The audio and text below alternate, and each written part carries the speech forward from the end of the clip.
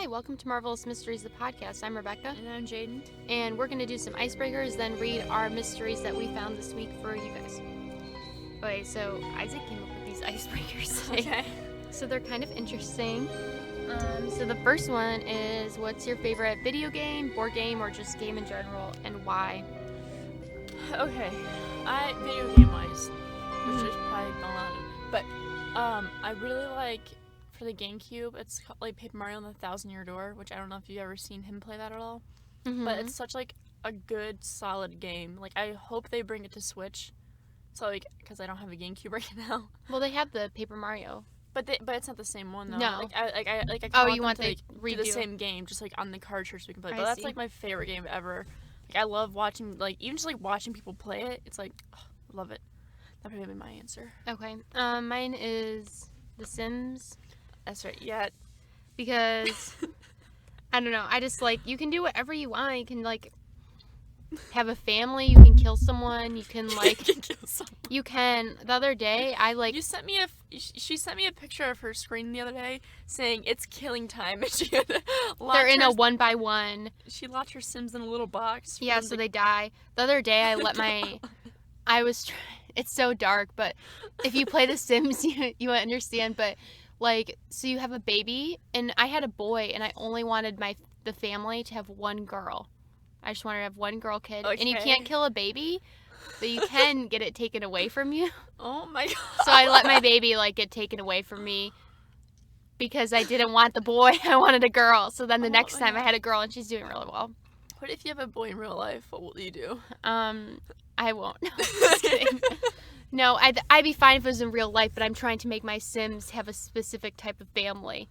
Oh, I played through generations of Sims, of, like, this one family I made one of myself, and it's, like, 4 generations later, I think. Oh I've been playing the same family for a really long time. And I get them married, I play the other ones and stuff like that, but... Your sister told me the other day when I last saw her, is that she texted you for killing tips on how to kill a Sims, Yeah. and I was like, oh my god. Yeah, I did. And she's like, did you feel bad after it? And I was like, no. She's like, okay, I kind of do, but... Because she's like, yeah, my husband cheated on me in The Sims. And she's like, but I made him do it. Yeah, because you control them all. Okay. That's why I just like The Sims. It's fun. I can play it for hours. Doesn't really get old. And then he says, if you have to lose one body part, what would it be and why? Oh my gosh. I don't know. Anything. An arm, and then I could get a fake robotic arm like the Winter Soldier, and then become the Winter Soldier. Okay. I need vibranium, so if anybody's got any of that, hit me up. What do I use the least? I mean, probably like an ear. Yeah, Or something. To be fair, if I couldn't get a replacement, it would probably have to be something a bit more low-key. Low-key in the way of, like, something that I don't use every day. Yeah, I think I would lose, like, an ear, because I already can't hear very well. So maybe I could get hearing aids or something, and then I finally hear, like, correctly. You can get, like, prosthetic elf ears. I could do that. You're like, yeah, Maybe. I think that's what I'd choose. Like, because I was like, maybe a leg, because I think I'd rather lose a leg than an arm. I was like, well, I guess I could pick an ear. Or wait, I could just lose a finger. Or a toe. Or a toe, yeah. Yeah. I think I just lose a toe or finger. My pinky toe or something. Although I think that's, like, makes you unbalanced or something. Whatever. Anyway. Oh, and if you had to move to another country and you're going to stay there for, like, forever or for a long period of time, where would you move?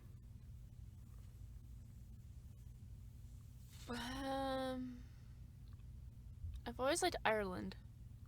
Okay. But, like, maybe there, or Greenland, or somewhere that people can't find me. But probably Ireland, because, like, I've never been, so I guess I don't really know how it actually is. But, like, in my mind, I've always wanted to visit. Like, I've always liked the idea of, actually, you know what, maybe, like, even, like, Poland or something. I don't know.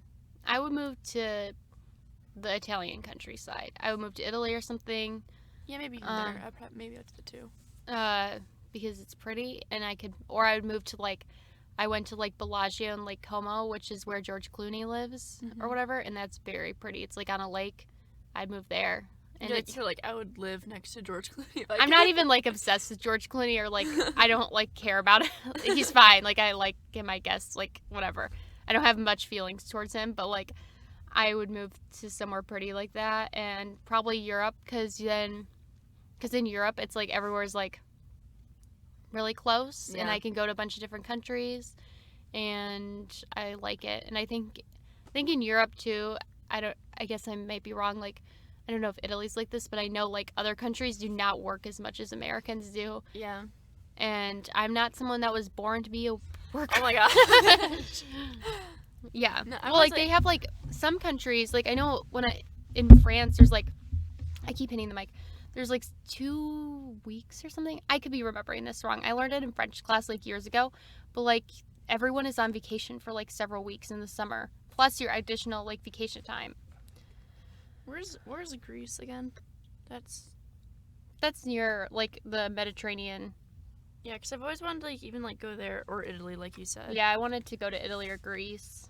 I could have gone to Italy because I took Latin in high school. Mm-hmm. And it was like, I think I'd get a spring break or like a summer trip I could go. But it was just a lot of money, and I was also like, the last thing I want to do is go on a trip with the people from my class and from my school. Like, I'll just wait to go with my family one day, Yeah. But I did a school trip to France, Italy, and Switzerland, but my mom and sister decided to go. yeah. I would choose that for every vacation if I could. Mm-hmm. But the problem usually is you don't have that much time. But at one point I wanted to do like this. It was a tour, and you could go to Italy and Greece for a month. And it was only like $3,000 or something because it's through a tour group. Over 3,000.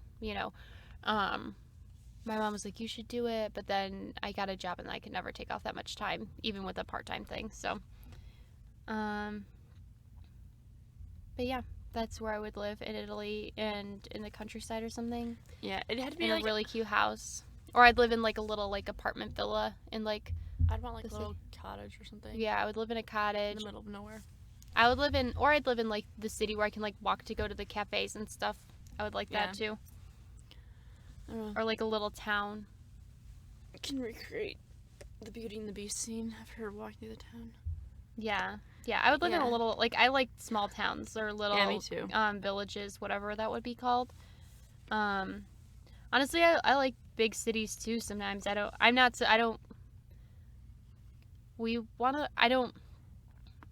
There's like a few reasons like why we would move to the country, but I would never have moved to the country if I wasn't married to Isaac, and or if I was living alone, I never would, because I would be terrified. I would never buy a house if I was living alone because it's too much work and I don't know how to do anything. So it would be pointless for me.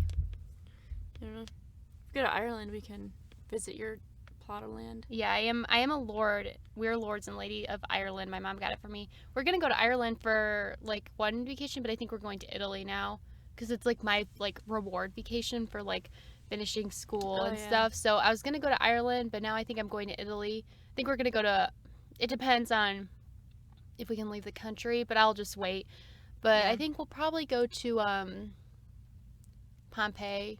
Italy. Okay, yeah. We'll go to Pompeii, Rome, and a few other things, I think. But that's where the big place. You can hike up to Mount Vesuvius, I think. I haven't looked into it that much, but that's what we'll probably do. And Airbnbs in Europe are a lot cheaper than the ones I've seen around here or the ones I've looked to. Because it's like literally someone's house a lot of the times. Okay, and sometimes they're there, which is kind of like, kind of cool, but kind of not. Like one of the reviews I said, like they're like the family's there and they like showed us where to go to get groceries, like they helped us and like we had dinner with them and stuff, which is kind of cool. But anyways, I think I went first last week. Okay, so I go first. Yeah. Okay, so guess what I did? The Zodiac Killer. Yeah, I thought I didn't know. The problem. So just a disclaimer. There's a lot of information. There's a bunch of books written on this. There's so much stuff. I didn't include a lot of it. I didn't include a lot of the theories. I just did like a very minimal, like summary grazing of like all the facts. I know that there are like probably thousands of books, podcasts, blogs you can read, but this is just generally if you don't know that much about it or whatever. So basically, the Zodiac Killer operated in Northern California from the late 1960s to early 1970s. The name originated from his taunting letters to the San Francisco area press. His letters included like cryptograms and ciphers. So there's only a few confirmed murders. There's a lot of murders that they think he did, but these are ones I think he like took responsibility for and that are confirmed actually him. So there's David Arthur Faraday and Betty Lou Jensen, who David was 17, Betty was 16, who were shot and killed on December 20th, 1968. Michael Magoo, 19, and Darlene Elizabeth Farron, 22, who were shot July 4th, 1969, in the parking lot of Blue Rock Springs Park. Michael survived, but Darlene was pronounced dead at the hospital. Then there's Brian Hartnell and Cecilia Shepard, 2022, stabbed September 27, 1969, at Lake Berryessa. Brian survived 8 stab wounds to the back, but Cecilia died due to her injuries on September 29th. And then Paul Lee Stein, 29, who was shot and killed October 1969 in Presidio Heights. So, the first communication kind of was July 5th at 12:40 a.m. A man called the Vallejo, I don't know, Vallejo, VA, this is how it looks. Yeah, I don't know. Vallejo? Sure. Sorry. Police to report and claim responsibility for the attack. He also took responsibility for Betty and David's murder. Police traced the call to a phone book about 3/10 of a mile from Darlene's home. Michael survived the attack. He described the attacker as a 26 to 30-year-old man, 195 to 204 pounds, 5'8", white male, short brown curly hair. So the letters, this is again a very brief summary just because there are a lot of letters and a lot of information that we just don't have time to cover, and I don't have time, to do days of research. So August 1st, 1969, the letters were prepared by the killer, and they were received by the Vallejo Times, Herald, the San Francisco Chronicle, and the San Francisco Examiner. They appeared to have been written by someone you'd expect to be brooding and isolated, and they took credit for the shootings at Lake Herman Road and the Blue Rock Springs. Each letter included a third of a 408-symbol cryptogram, which the killer claimed contained his identity. The killer demanded that they be printed on the front page of each paper, otherwise he would cruise around all weekend killing lone people in the night, then onto it all again until he ends up with over a dozen people over the weekend. The Chronicle published its third of the cryptogram, but on page 3 of the paper, and written with a disclaimer from the police chief saying that they're not satisfied that the letter was written by the murderer, but requested the writer to send a second letter with more facts. August 7, 1969, another letter was received saying, "Dear editor, this is the Zodiac speaking." The killer included details about the murder not released to the press, so pretty clear it was him. So on August 8th, 1969, Donald and Betty Hardin cracked the cryptogram. They were just like a couple. It contained a misspelled message, which the killer seemed to reference the most dangerous game. The author also said he was collecting slaves for the afterlife, but no information about his identity was in it. So here's like some of the things he said in his letters. He said, and a lot of these there's tons of like misspelling and like kind of strange, like there's no grammar. It's just like ramblings. He said, "I like killing people because it's so much fun. It's more fun than killing wild game in the forest because man is the most dangerous animal of all. To kill someone gives me the most thrilling experience. It is even better than getting your rocks off with a girl. The best part of it is when I die, I will be reborn in paradise, and I have killed will become my slaves. I will not give you my name because you will slow down my collection of slaves for the afterlife." And then there's this like 8-letter like random, it looks like someone like lay down on a keyboard, and they don't know what that means. And like it sounds weird because I'm reading it word for word because it just like does not. Sounds like I'm making mistakes, but like it just does not make sense. Like the sentences. So he also said, "I hope you're having lots of fun trying to catch me. That wasn't me on TV," which brings up the point that I'm not afraid of the gas chamber because it will send me to paradise sooner because now I have enough slaves to work with me where everyone else has nothing when they reach paradise. So they are afraid of death. I am not afraid because I know what my new life will not be easy one in paradise death. So he continued to like communicate letters like that. For the remainder of 1970, he claimed several murders and wrote a lot of letters, basically. The final letter was postmarked January 29th, 1974.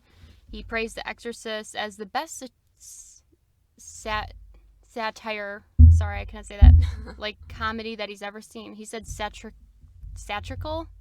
I don't know if that's a word, but it must be because my thing didn't credit. But, like, he thought it was a satire. I'll look it up. And then he concluded the letter with a score saying, "Me 37, San Francisco PD 0." Yeah, it's a word.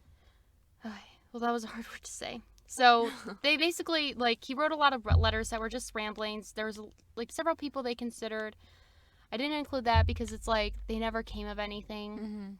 But there's, like, so much information, so many books written about this that you could definitely check out. So this is the profile that was John Douglas wrote, who I don't know if you know who that is, but him and Robert Ressler are the people that kind of like created criminal profiling, like Criminal Minds or whatever. They're like the people that created that. So it's really cool. I haven't read this book, but I read Robert Ressler's Those Who Hunt Monsters, and it's pretty good.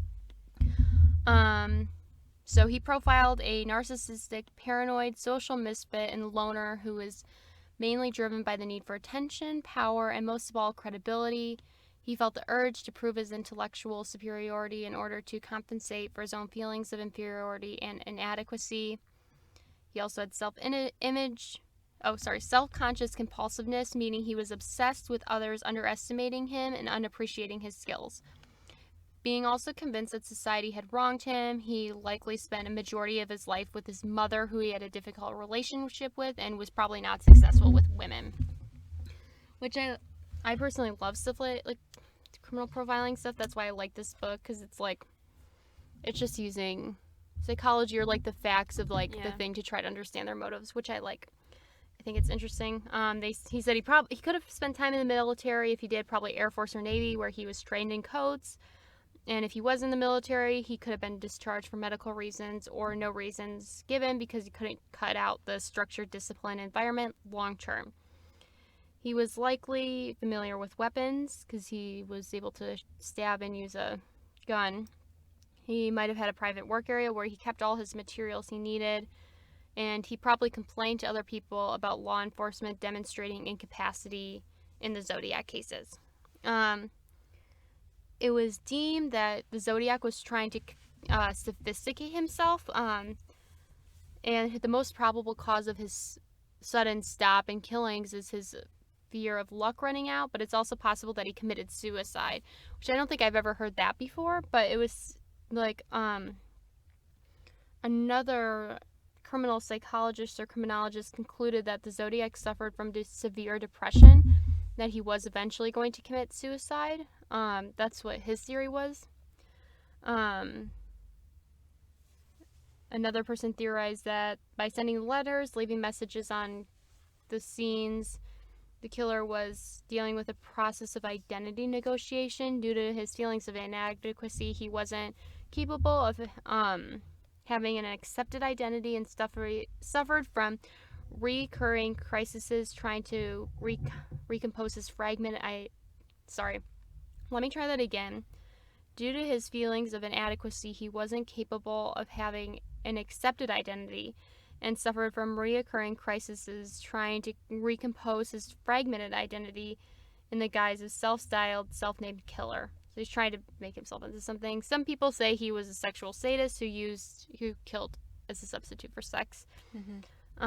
So there's a lot of theories. I thought that was interesting. That's kind of like why he would write those letters and stuff, taunt the police, because he wanted the recognition and stuff the other theories of why he stopped is that, like, he's in jail.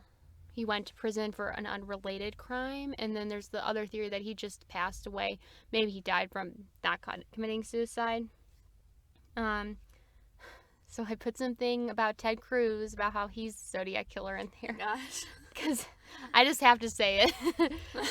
But basically, I don't know if you know the reasoning behind that, but I guess in 2016, he was making a speech at a conservative political action conference, and someone tweeted, like, Ted Cruz's something, and his speech was titled, "This is the Zodiac Speaking."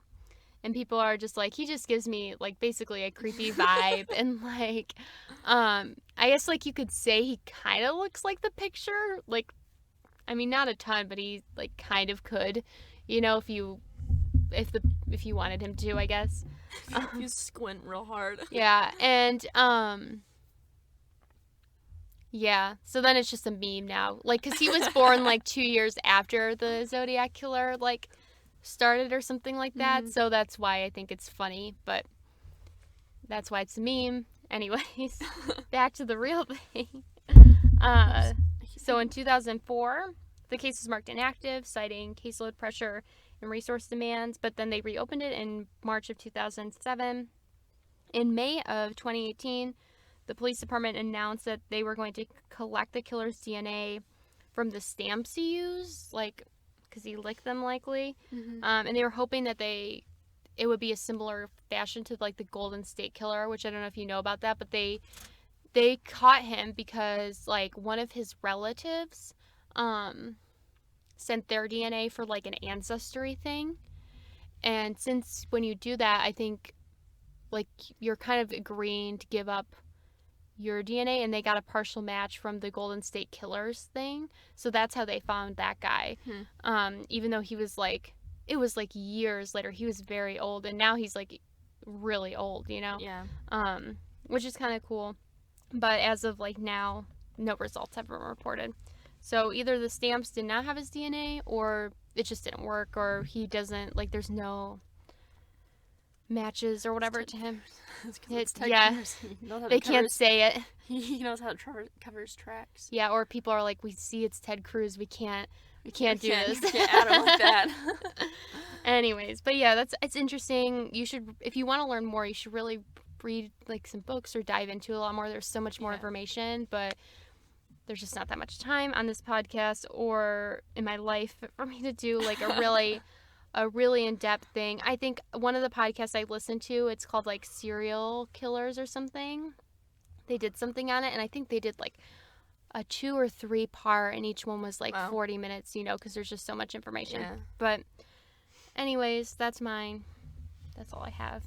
I was gonna say, I was gonna do that one at one point, but I don't know why I didn't do it. I think because I was like, it was so much going on with it that I was like, I just really don't feel like committing myself to hours of research. So mine's kind of an urban legend thing. Okay, if I can get my thing to open. Okay, so it's called the Black Volga. I don't know if you've heard of it before. So let me do from here first. Whoa. Okay.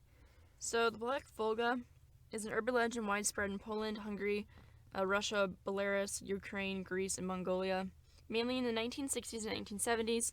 The legend refers to a black, or in some versions it can also be read, GAZ-21 or GAZ-24 that was allegedly used to abduct people, especially children.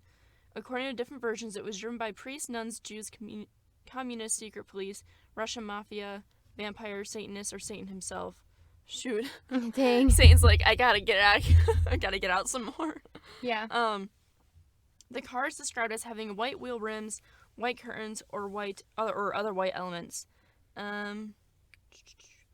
This impression was also caused by the active use of the passenger car of the Gorky automobile plan M1 by the NKVD bodies during the years of mass repression. For the sake of saving money during almost all the time of its release, the M1 was only available with black paint, which emphasized the ominous image of the car. So it says that the story may have originated from a real behavior of a NKVD head, Lavrenity, I don't know if that's how you say it. Labrinity. Beria assumed sexual predator. And this is like a quote. It says, on warm nights during the war years, Beria was often driven slowly through the streets of Moscow in his armored Packard limousine. He would point out young women to be detained and escorted to his mansion. Supposedly, children were kidnapped to use their blood as a cure for rich Westerners or Arabs suffering from leukemia. Other variants use organ theft as a motive, combining it with another infamous legend about kidney theft by the KGB. So there's that little background information. I mean, I already told you, but I said, like, earlier, like, there wasn't even that many articles on this, probably because it is an urban legend. Yeah. Therefore, probably, you know, not true, but still. Sometimes a lot of them have a lot of articles, and then this one didn't have too many. Sorry, I'm trying to figure out... Okay. So this is like a... It looks like this. It's called Folklore News. Okay. But, so... I might kind of read this almost verbatim, because I think this is... If I'm reading this correctly, I think, like, this little portion of the article was, like, by someone, so it's in first person. I don't know if it happened to them or whatever, but anyway. So it says, in Poland, investigation into rumors, sensations, and contemporary legends is being carried out. Oh my gosh, is being carried on at two research centers, Opel and Katowice. Dorota Simonides. Wow, you're just called Dorota. Began her work in Opel, where it continues to be the present moment. So it says, I am doing research at the Silesian University together with a group of students organized in our local folklore circle. I'm going to tell you right now, I'm probably going to mispronounce a lot of names in this article. The research is localized in the Katowice area, although once a year I go away to camp, which is sponsored by the university. Skip that part. So far in Poland, we have not conducted a survey of urban legends, although preparations are being made both in Katowice and Opel. Such a survey is badly needed. First, it will show the riches of the Polish contemporary legend. Second, it will allow us to contrast Polish materials with other areas' folklore. Such comparisons based on a large range of material from many different countries are vital because they can give us results we lack presently. Okay, so this rumor peaked in the 1970s, although it was popular in the beginnings of the 1980s. From the start of my interest in urban legends, I have never met a more widely circulating story. The distribution was so intense that you could hardly meet a Pole who was not familiar with the story. It was a time of panic among children, parents, and teachers, intensified by the mass media without any positive results. Proof of its popularity was found in interviews with successive classes of students. Every student interviewed remembers from childhood a fear of a black car. And so it says, here are some Polish variants. I need water, hold on. Give me a moment. So, it says number one. These are numbers of stories, kind of thing. So it says number one. Do you know what happened in Bedzin, Staska? I think I say it. Told us yesterday. Near the castle, there was a Black Volga. Some guests were visiting the castle, the hill, and maybe the church. There was a nun with them. They were building a new road, and the place looked ruined. Not far from there, a group of children were playing. The nun took one of them by the hand and went to an empty house. The men followed her. They came out without the child, and they got into a Volga and went away. When the mother learned about that, they started to look for the child and found it dead. The blood had been removed and the body left behind. This is a quote. It says, I have heard that the blood is taken to West Germany to cure leukemia, said Teresa. Yes, it is true. It is similar to the story from the Silesian. Oh my god, how do you say that? That word. Oh, I think it's like Czech. Isn't like the Czech C when it's C? Cheslads? I don't know how you say it. I don't know. I'm sorry. Yeah. Okay. Anyway, a child was kidnapped and dustmen found it in a garbage site somewhere in Katowice. Number two, a priest came up in a Black Volga to a certain house. A nun got off and enticed the child to show her directions. The child got in and the car went away. After 2 days, the child was found dead under the bridge in Myslowice. A doctor found out that her blood had been removed. Number 3 is and that was recorded the 20th of March of 1978. The first one is in 1977. Anyway, number 3 is the Black Volga came up and a child was kidnapped. It was known in Mikolo. Okay. Sorry, I really should research how to pronounce these names because obviously I'm not from there. Mm-hmm. People said that the blood was pumped into special white-colored tires in which it was transported. I remember whenever I saw a foreign car with white tires, I saw blood in them, but this was told maybe 6 years ago, maybe more, and that was recorded in 1984 from a student in Katowice. And number 4 is in a village called Mouse Wizen. Okay. Oh boy. A big Fiat came up to a certain house. In a garden filled with children were playing. A young, elegant lady got out and gave chocolates to the children. She asked a 6-year-old boy to go with them to Sromouse Niz. Oh my gosh. And offered a big chocolate for that favor. The boy agreed and did not return. It happened in June 1981. There was a variant of that story from 1977, a story of a Black Volga in which kidnappers were going around. They did not kidnap small children, but rather youngsters from 14 to 18 years of age. 3 strong men hunted for girls walking alone or boys. They were put to sleep, the blood was taken out, or the kidneys. The blood was taken in special containers to Turkey, Iran, and other southern countries. Sick people from those countries needed it. And that was from 1984. I'm trying to figure out how this layout is. It's kind of weird. Okay, so in some recollections, to be sure, the story is less tragic and rather comic. When the rumor is exaggerated, it becomes transformed, especially when people were bored with it. The story dies as a result. Still, we can see its unbroken existence in individual examples recorded sporadically. It is good material to verify hypotheses made by folklorists. It would be interesting to determine why this plot was so popular in Poland and only in Poland. It would also be interesting to investigate its evolution from the starting point to the present day. The successive characters of kidnappers are thought-provoking. A priest and a nun, 2 priests, a policeman, foreigners, a German, Turk, and an Arab. Finally, a surgeon who gives orders to his colleagues. At the same time, a surgeon who gives an order to his colleagues... Oh, wait. At the same time, the story was popular in the Soviet Union. I recorded it personally in Kiev in 1979. The following variants I got from Moscow and other cities. The last record dates from 1990 in Belarusia. Okay. Belarusia. Oh boy. In my opinion, the story was less popular in the Soviet Union than in Poland. Often I found people who had never heard of it. Today, this rumor is not active. The stories I recorded in 1989 and 1990 come from recollected facts several years old. Here are Russian, Ukrainian, and that place I just said. Okay. Variants of the rumor. So, in a place near Kiev, a foreign car was seen. No one knew where it came from because there was an army airport there. It went around town, so many people saw it. Next day, it became known that 2 children had died, a brother and a sister.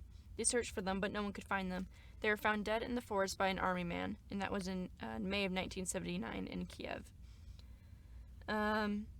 Some foreigners were going through Kiev. They stopped by children and gave them presents. They took one of them, and no one saw it again. People say it was a German car, and that was 1979. The third one is, not far from Moscow, by the International Road, there was a group of pioneers. They had a summer camp. Foreign cars came by. Foreigners gave away chewing gum. Children took that poison gum and died. Most of these cases were recorded before the Olympic Games were held. There were rumors circulating around Moscow that the people in the Western car had kidnapped children. Later they were found dead. Many people were sure of such things when border was open for representatives of different firms coming for the Olympics, and that was November of 1981.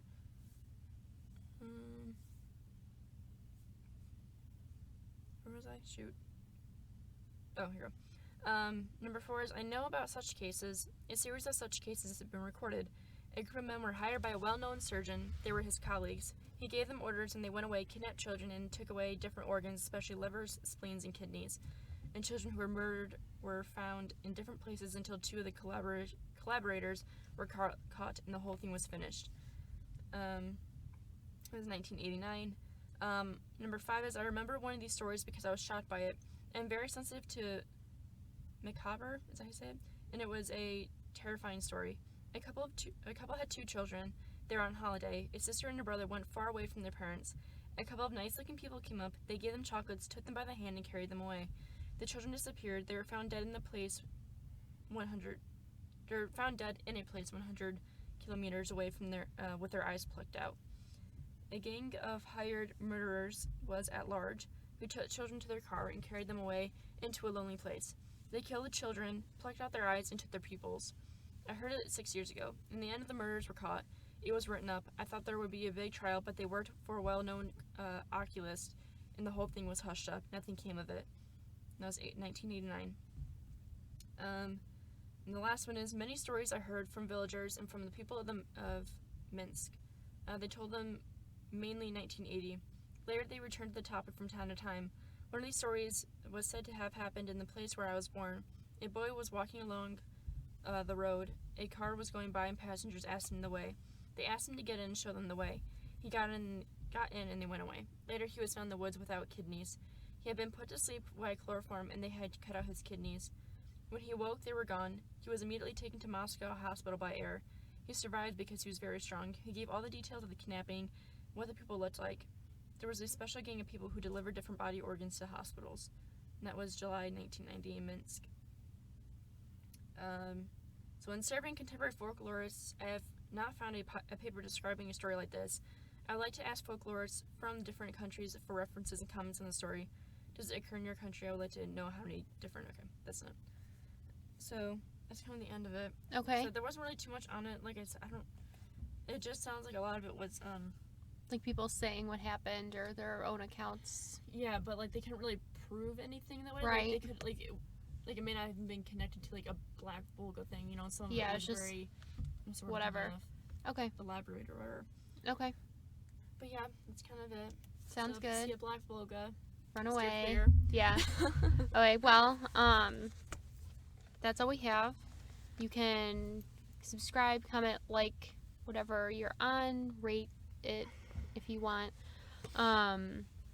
You can check out our other podcast, Topics in Tea, that comes out every other week, if you'd like just hearing us chat. But yeah, so we'll see you guys in 2 weeks, and if you want us to do a certain murder, not necessarily murder, mystery, you can comment, you can DM us, whatever, or you can DM us, comment, message, whatever, icebreakers if you want us to answer any or hear us answer those.